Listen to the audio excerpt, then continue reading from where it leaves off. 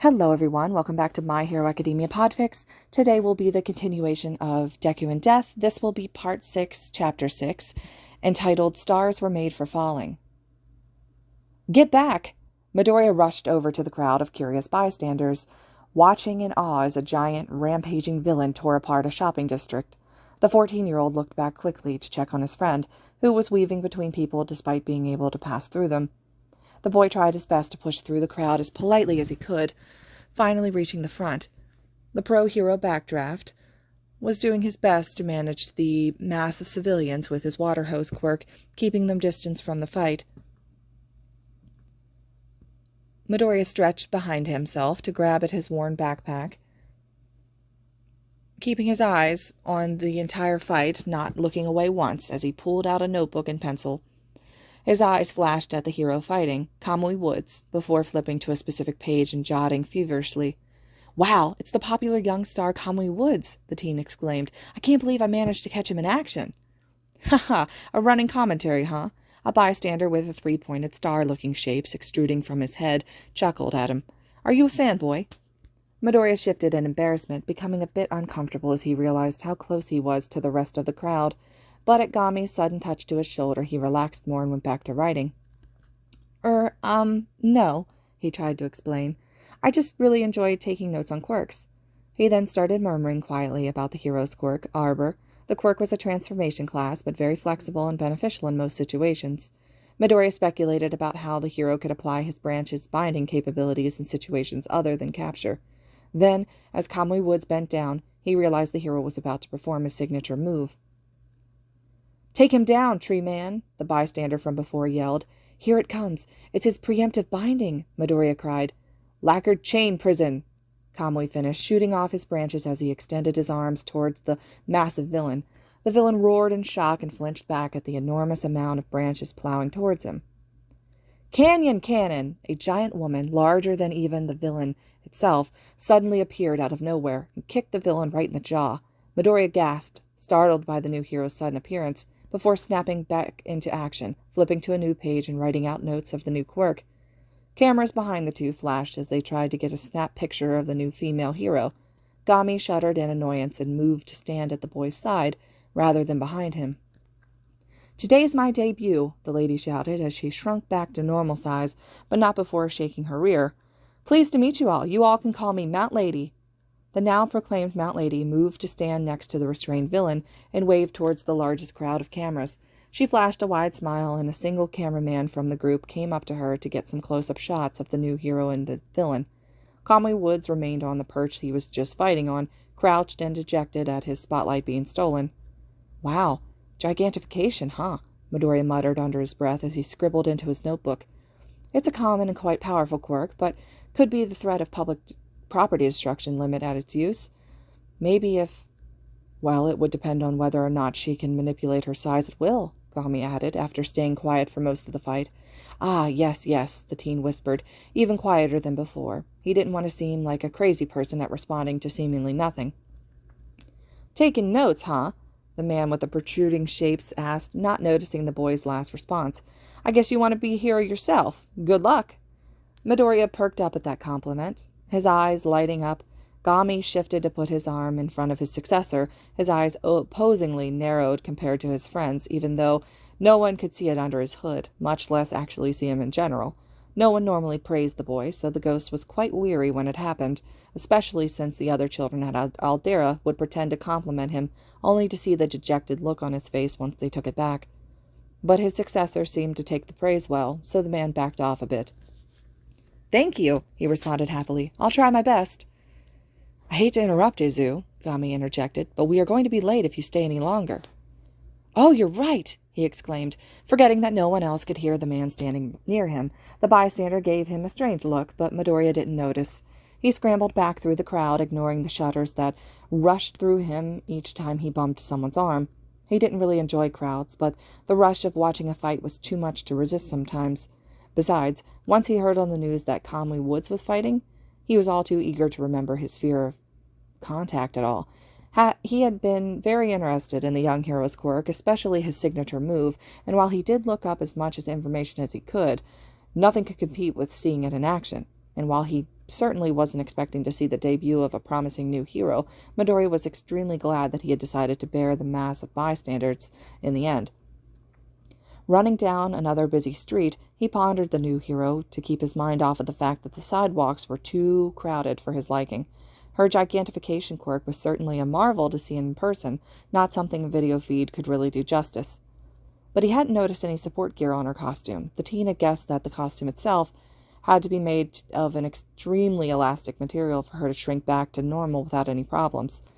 But that was pretty much all he noticed, and yes, he considered that the new Mount Lady was going for a far more destructive style, and that kind of fighting didn't really permit much support gear, especially with a gigantification quirk. But for him, that didn't negate the benefits that support gear brought. He could think of many different items that could work for her changing size, such as elastic rope or whip that stretched and shrunk with her.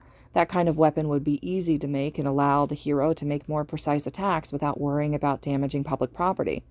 Plus, if there were ever a situation where she couldn't fit between buildings, the whip would allow her to still contribute to the fight. Of course, there was always the notion that her costume was made of purely skin-tight elastic simply to boost her ratings with the male population. That was the trap that many female pro-heroes fell into, whether they knew it or not. Most costume designers were all male after all, and you couldn't deny that they may have slipped some personal ideas into their work. Sure, some female pros did use the fact to their advantage, like Uwabami, the snake hero who was also a television celebrity. Her charming looks, as well as her personality and celebrity status, often made working with the police and rescuing civilians easier. But Midoriya hoped that heroes were more modest than that. After all, for him, it was more about saving people than popularity.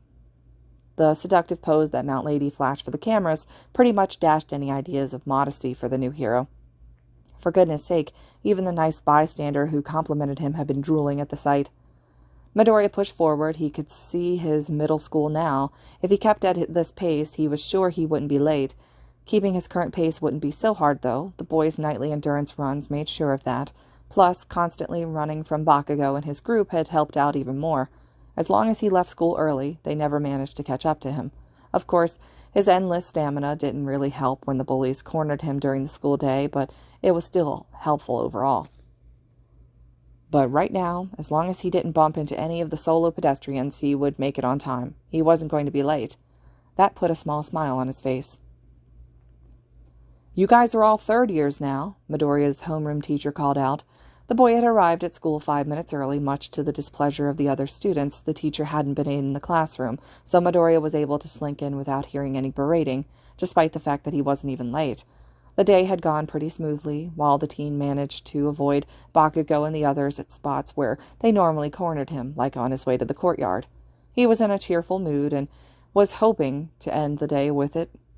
This class was the last class of the day. It wasn't too bad either. The teacher was trying to go over plans for the future. "It's time to start thinking seriously about your futures," the teacher continued, grabbing a stack of papers lying on the desk. Midoriya knew exactly where he wanted to go with his future, but he also knew that his classmates, even the school itself, didn't support him. He didn't want to attract any unnecessary attention to himself, so the boy sank into his chair in an attempt to make himself smaller. He was still writing in the notebook from earlier.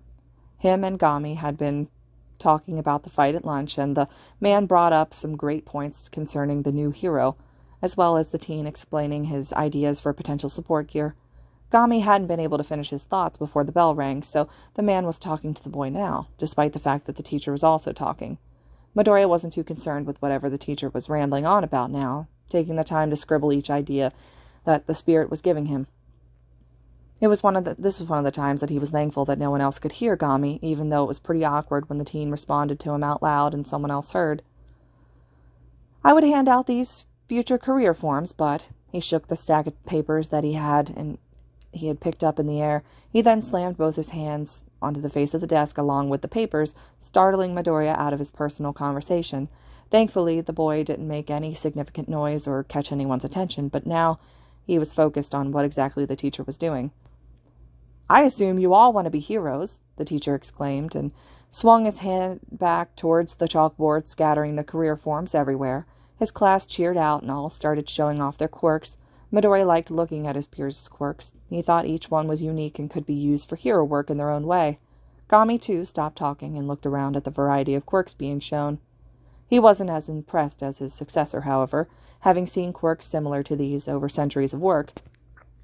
At first, he was surprised that Bakugo didn't join in on the fun and glanced over to see the blonde looking smug with his feet on his desk. He was about to do something brash. Midoriya just knew it. Yes, you all have wonderful quirks, the man sighed, trying to get his class to calm down. But you know that it's against the rules to use them at school. The teen glanced over to look at Gami, who was now standing behind his desk as he usually stood.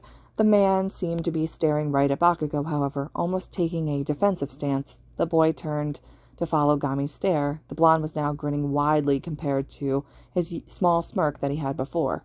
Oh, now he knew Kacchan was definitely going to do something. Sensei, the angry blonde yelled, don't lump me in with these losers.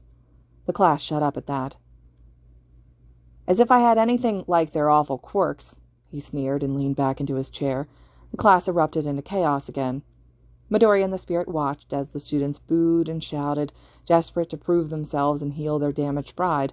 They reminded the small teen of a pack of hyenas trying to jump a lion. Bakugo then burst into laughter. Shut up, extras. Ah, yes, Bakugo, you, of course, the teacher announced over the loud wailing of his students, must be aiming for UA High School. The room grew louder, comments flying overhead like runaway kites. Midoriya shrunk further into his seat. He was sure the teacher knew he was also aiming for UA and hoped that the man didn't use that information to embarrass him, as easy as it would be. Gami stepped closer to his successor's desk, fearing something bad to come and ready to offer any support. I aced the mock exam, the blonde continued, jumping up out of his chair and landing on top of his desk. I'm the only one here with the stuff for UA. The boy would never comment that he also aced the mock exam. The class wouldn't care about that. Only the fact that a quirkless kid was trying to get into the best hero school in the country. Besides, he had gotten all the praise he needed from Gami and Ishihara considering the mock exam. I'll even surpass All Might and become the best hero out there. Midoriya scoffed at that, though it was unlike him. Leave it to Kacchan to challenge the #1 pro hero in all of Japan. Not to mention I'll be one of the richest people in the world. At that, Midoriya and Gami rolled their eyes, though one was completely invisible. Both went unnoticed, however. Bakugo's yelling and the chaos of the rest of the class thoroughly took the attention off of them, and that's just how the teen preferred it. He really didn't want all of his peers' eyes on him, especially when it would end up being more than just eyes.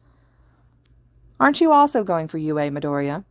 The teacher's words swept over the room like a plague.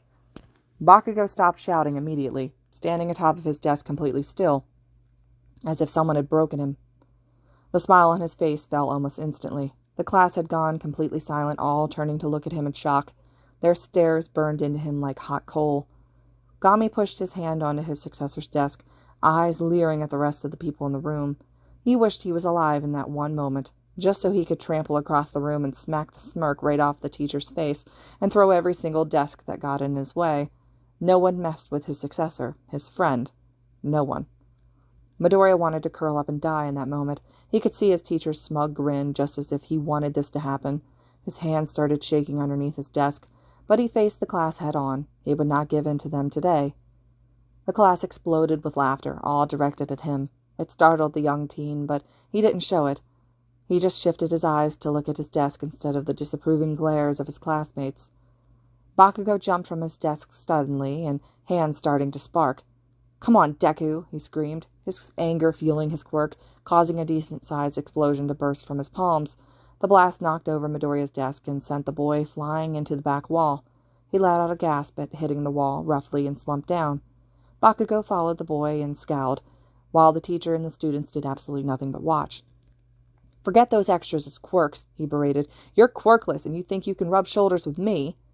Midoriya flinched at how close Bakugo got to his limp form. Wait, no, Kacchan. You really think a school like UA would let a quirkless wannabe like you even try? The boy looked down at that. He already knew UA wouldn't consider him as a hero student once they saw his records read quirkless. Midoriya had gone through a lot of trouble to get his official records changed just to avoid that. If anyone looked into his official records, his quirk was Reaper, and it allowed him to decay things and that he would touch and summon a scythe. That's it. He kept it as minimal as possible to avoid suspicion. Besides, his other abilities like premonition and soul stuff wasn't something that could easily be picked out in a fight. Midoriya didn't answer, and Bakugo was starting to get angry. The students continued to stare, and some of the blonde's group got out of their seats and moved to stand behind him. Gami stood protectively in front of the fallen boy, trying to shield him from whatever the angry teen might do, even though no one could see him. Midoriya smiled softly at his friend's actions, hoping no one saw, but he wasn't lucky enough for that. "What are you smiling at, Deku?" Bakugo growled. A chorus of yeahs and Dekus followed suit. "What can you even do?"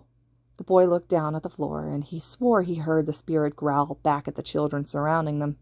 But as much as he appreciated the gesture, his mood was spoiled.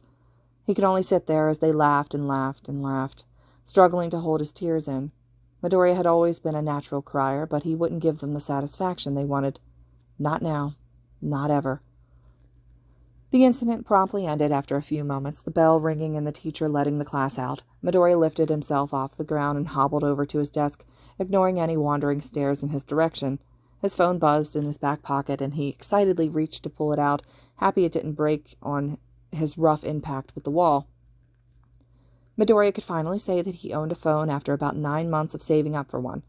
That was also with about taking up extra jobs that neighboring communities would offer him, more than he usually did to survive. He didn't mind the extra work, and Gami suggested that investing in a phone wouldn't be a bad idea. The teen put off the idea as buying one for a while, as they were reasonably expensive, and he didn't really need to get in contact with anyone on a daily basis. But now that he was going into high school, he figured he might need one, especially if he got into UA. "Oh, wow," he whispered, half to avoid the attention of his peers, half so Gami would realize that he was talking to him.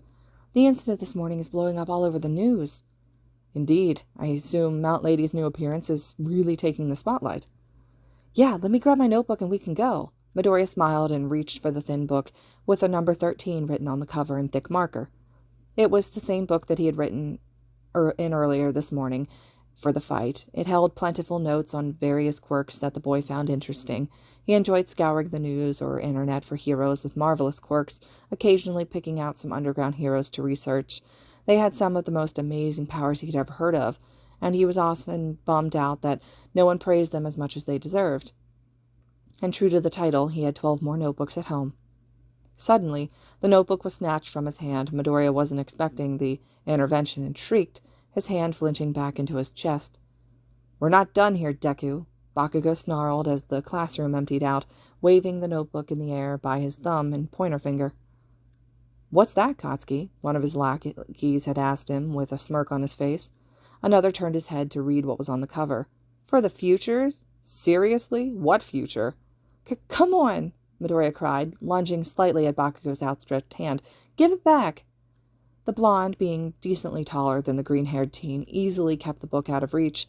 Then Bakugo brought this notebook between both of his hands and, in a flash, lit it up. Midoriya let out a loud wail at the sight of his work being exploded, not even being able to see it through the smoke and fire.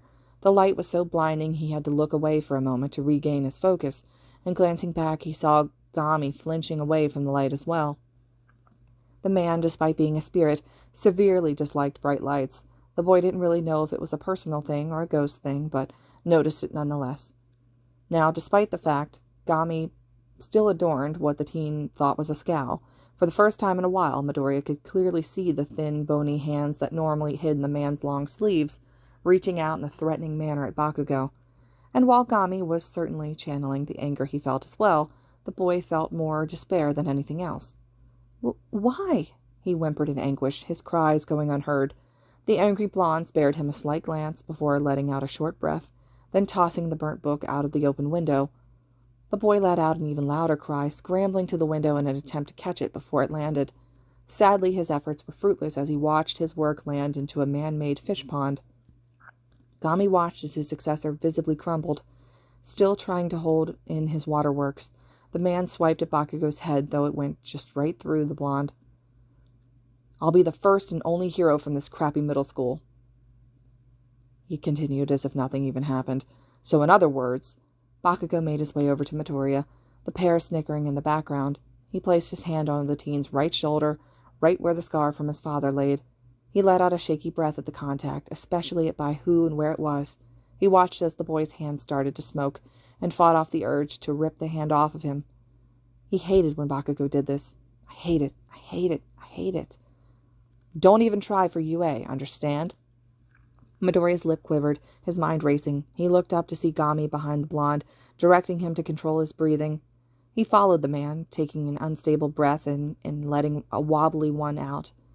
Then Bakugo's hand was gone, and him and the other two kids were on their way out of the classroom. The green-haired boy continued to stand still, not trusting his legs in the moment. He looked down at the ground, and Gami knelt down to keep eye contact, still instructing the boy's breathing. All that could be heard was soft, staggered breath. Not a single quip back from Midoriya. Typical. Come on, say something, one of the kids remarked. He can't say anything, the other replied. He's so lame, even as a third year, he still can't face reality. Midoriya's hand tightened on one of his worn backpack straps, fighting between lunging at the children and dropping to the floor in agony. He could see his reality. He could. He insisted to himself that he was gifted with something special, and the boy could use it to save lives. He could. He would. So why did he feel like crying right now? You want to be a hero so bad? God, did Bakugo ever know when to just shut up? I got an idea for you. Midoriya thought he must have recoiled or something, because he could hear a scoff coming from the blonde as he continued, though it could have just been Bakugo, amused at the thought of his coming remark. Just hope for a quirk in your next life, he declared, and go take a swan dive off of the roof. Thankfully, the three of them left the classroom fairly quickly after that, and didn't hear the teen fall to his knees. They didn't hear his choked sobs as he lost all progress in regaining his normal breathing. They didn't hear a loud screech against the floor as Gami lunged at them in unrestrained rage, passing through them and colliding with the desk instead. They also didn't hear a centuries-old ghost curse out the universe for his temperamental solidarity. Though nobody heard Midoriya under his breath, desperately wishing he wasn't as ungodly a mortal as he already was. The boy didn't stay alone in the classroom for long, as much as he wanted to. He composed himself well enough to make his way to the fish pond where his notebook was, though the janitors wouldn't ask, even if his face was blotchy. He arrived at the pond only to find a fish nibbling at the corner of his prized possession. That's not food, stupid fish, he cursed. That's my notebook. He lifted the soggy book out of the water and carefully flipped through the pages. The ink was ruined. He couldn't even make out the words. All of today's notes, Kamui Woods' signature move, the new Mount Lady gigantification quirk, and the rest of the writings he had in there, gone forever. He wanted to cry even more. I can still read it, Gami piped up. That is definitely not the most illegible writing I've seen in my years of work. Wait, really? Midoriya sniveled. Yes, and if we get home soon enough, I can translate it for you. Thank you. Thank you so much. He lunged over to hug the man tightly. They stayed silent for a bit, as they usually did during one of these moments. You will prove them all wrong one day, Izu.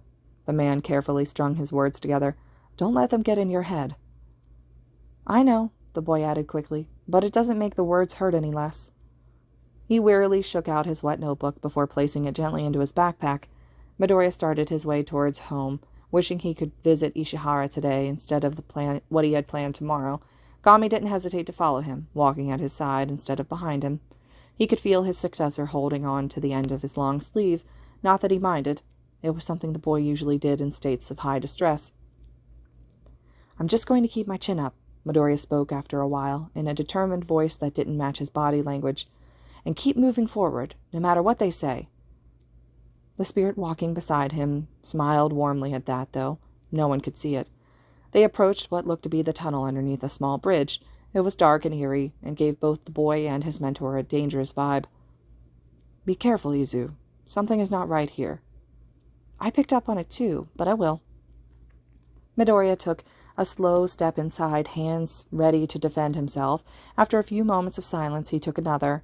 Landing on a manhole cover leading to the city sewers, he paused again, looking all around for an attack. He didn't notice the sewer cover start to leak. Suddenly, a massive amount of sludge bursted out of the holes of the cover, completely enveloping the boy's small form. Perfect, the sludge panted, a medium-sized body to hide in. The teen cried out in shock, but the sludge quickly silenced him by stuffing itself down its throat. A villain? Midoriya used his one free hand to grab at the sludge in his mouth, but it was no use. The fluid was just slipping through his fingers.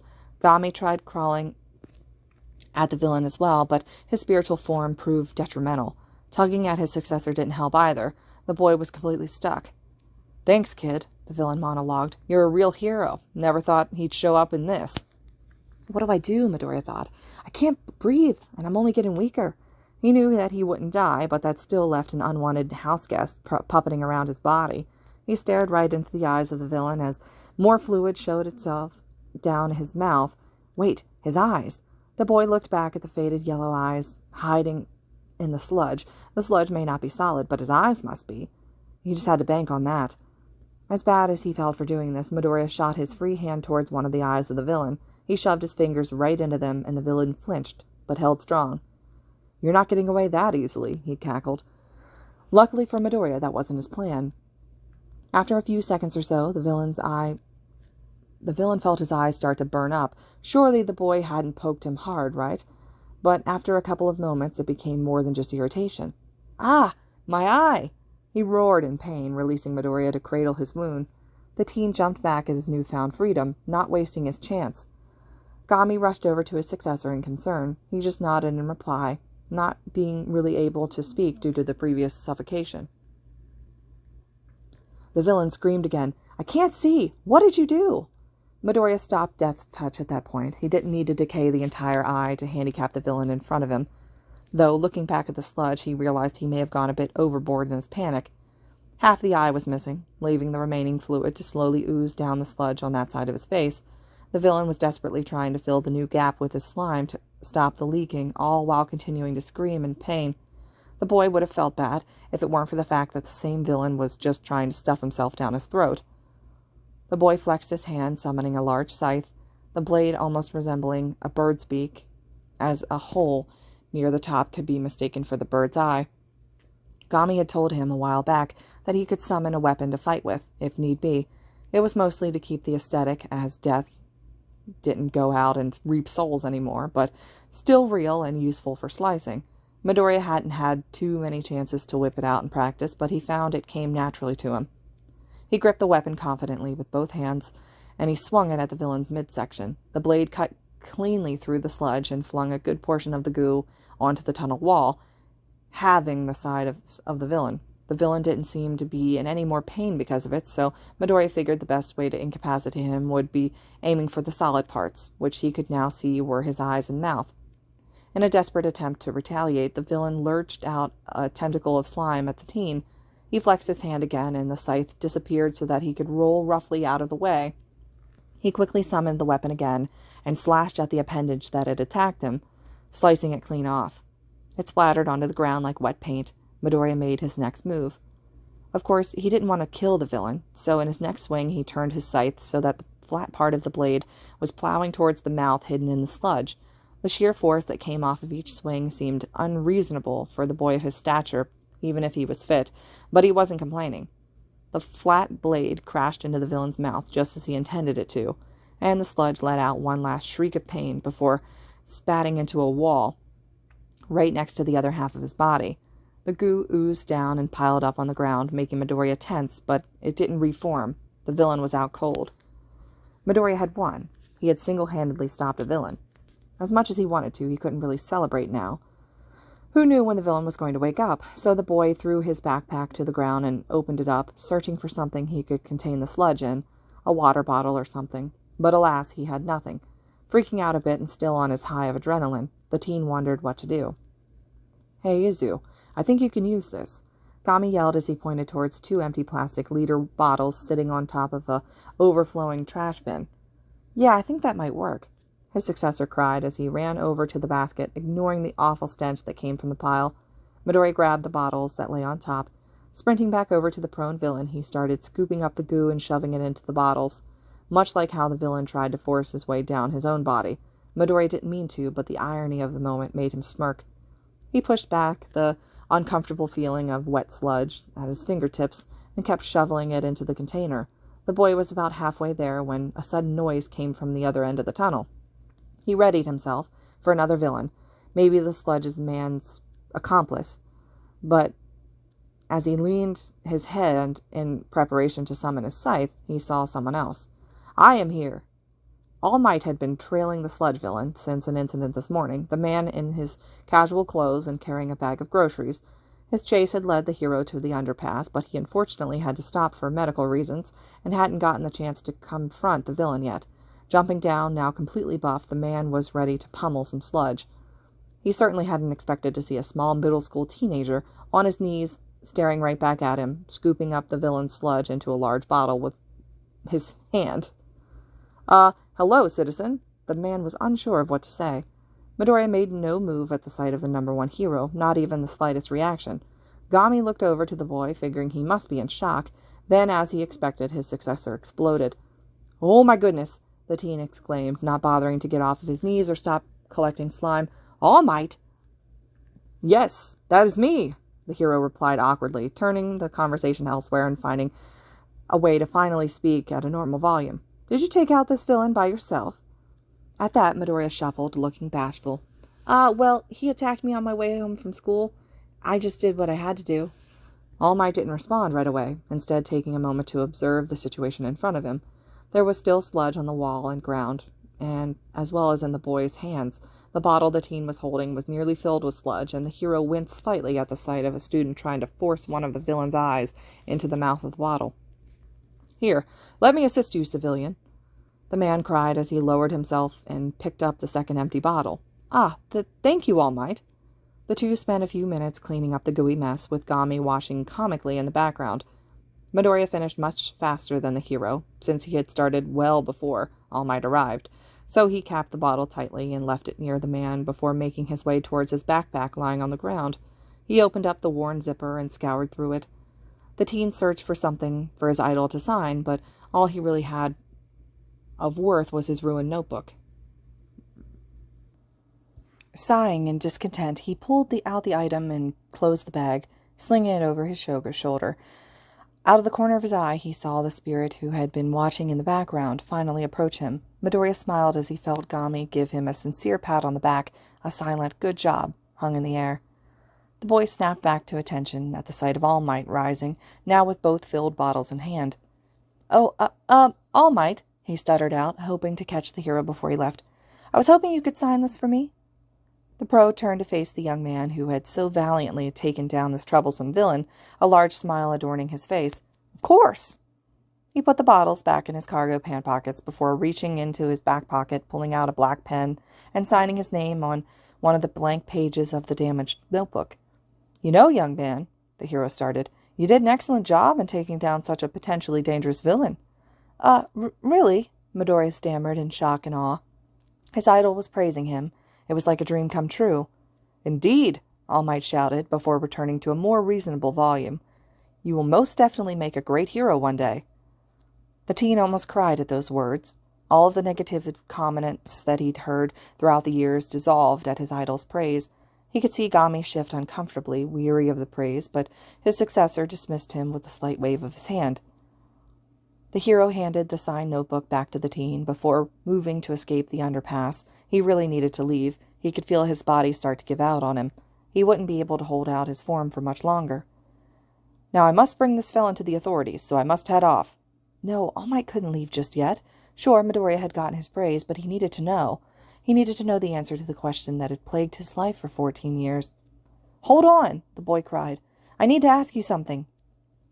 "I really must go, young man," the hero insisted, bending down to prepare for launching off. He needed to leave, now. "Please, at school. I get picked on." The pro-hero froze at that. Midoriya knew that picked on was definitely an understatement, but he took the silence as a cue to keep going. "I want to be a hero. I think saving people is the most amazing thing that someone can do." The teen shuffled nervously, opting to look at his feet rather than at his idol. He didn't notice the man starting to smoke. "Crap, I need to wrap this up quickly," the hero thought. But I don't exactly have a quirk." All Might swung his head back at the young boy at that last comment. "Now listen, young man, I get hurt all the time during my hero work." He made a scuffling noise, which brought Midoriya's attention up from the floor. The man lifted up his shirt, revealing a large wound that resembled a spider web. The boy shuddered at the sight of the gruesome injury. Gami didn't like where this was headed, and put his hand on his successor's shoulder where it comfortably sat. He squeezed it lightly, trying to tell his friend that they should leave. The teen didn't notice. 5 years ago, an enemy did this to me," the smoking hero said relatively quickly. "My respiratory system was nearly destroyed and my stomach had to be removed. I can only do hero work for about 3 hours a day now. Well, wait, wasn't that the fight with Toxic Chainsaw? The hero chuckled uncomfortably. Well, you know your stuff, but no. It was another villain. I asked that this was never made public. I'm sure you can understand why. All Might paused for a moment before feeling for the bottles in his pockets. The smoke was getting even worse now. He couldn't stay much longer. Look, kid, he said bluntly, losing the respectable young man. I'm the #1 hero, and I still got hurt. Without a quirk, you don't stand a chance. Both Gami and Midoriya tensed at that, for different reasons. The spirit tugged again on the boy's shoulder, but he didn't move. The teen just stood there, wide-eyed with shock. But I... The boy stammered, trying to explain. Since the hero cut him off earlier, he wanted to tell the man about his abilities, despite his lack of quirk. Maybe he should have started with that. If you want to help people, the hero interrupted again, oblivious to the situation in front of him, becoming a police officer isn't a bad option. Sure, they're often mocked, but it's admirable work. But a hero? It's just not possible without a quirk. All Might turned away from the student in front of him, crouching down for a second time. It's not wrong to dream, he continued. However, you need to be realistic. And with that last comment, the hero launched himself off the ground, his buff, smoking form becoming nothing more than a shrinking sight in the sky. Midoriya just stood and watched as his idol flew off into the day, completely silent as the shock of the situation finally set in. It was so quiet, Gami didn't notice the fat tears that streamed down the boy's face, the drops splashing against the paved ground. As heavily as they came down, there was still no sound. That was until the teen's knees buckled and he lost all strength in his legs. Gami reached quickly, scooping up his successor underneath his arms. The teen just hung limply in the spirit's arms, barely registering the feeling of soft sleeves in his hands as he clutched them for dear life. His tears still ran down his cheeks, and the ghost could feel them soak into his sleeves, but he just continued to cradle the distraught child. The silence was finally broken by sobs and pained breaths, but the boy brought his hands up from the sleeves and round to cover up his face. The two of them simply stayed right in that spot, Midoriya's burnt notebook lying face up on the ground, teasing them with the sight of All Might's signature. The boy didn't dare look down at it. The thought alone pulled at his heart. He wished he hadn't taken this way home. He wished he had left when Gami had tried to pull him away. He wished he'd continued to live in ignorant bliss of his idol. Never meet your heroes, because they're sure to disappoint you. This concludes Chapter 6 of Deku and Death. I'll be back with the newest chapter update as soon as possible, and as always, thank you guys so much for listening.